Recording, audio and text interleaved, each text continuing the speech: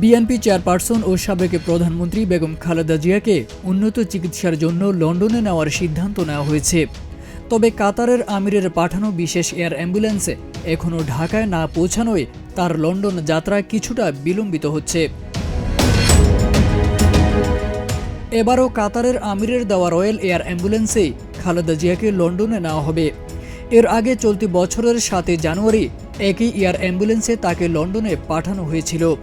কিন্তু প্রশ্ন থেকে যায়, প্রতিবার কেন এই একই এয়ার অ্যাম্বুলেন্সে? কি বিশেষ সুবিধা আছে এতে?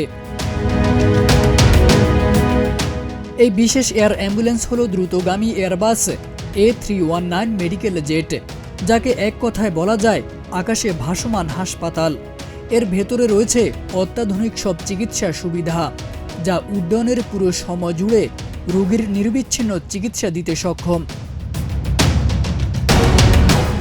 এয়ারবাস A319 এয়ার অ্যাম্বুলেন্সে বিশ্বমানের মেডিকেল ইভাকুয়েশন সেবার জন্য অন্যতম সেরা হিসেবে পরিচিত।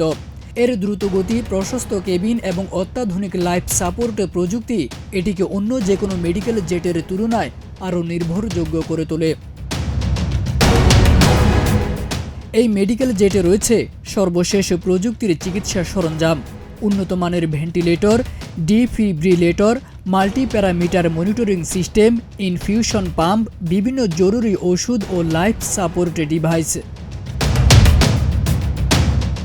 বিমানটির ভেতর একটি ফুল প্রেসড আইসিইউ ইউনিট রয়েছে, যেখানে রোগীর যে কোনো ক্রিটিক্যাল পরিস্থিতি সামাল দেওয়ার মতো সব সুবিধা থাকে।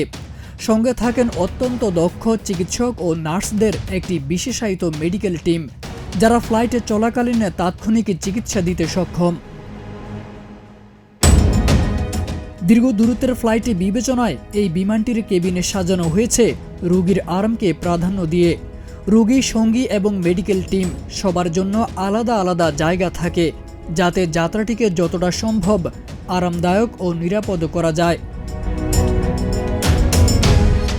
সব মিলিয়ে এই বিশেষ রয়্যাল অ্যাম্বুলেন্সই খালেদা জিয়ার মতো গুরুতর রোগীর দীর্ঘ দূরত্বের চিকিৎসা যাত্রার জন্য আদর্শ ও নিরাপদ মাধ্যম। তারেক আজিজ খান, প্রজন্ম 24।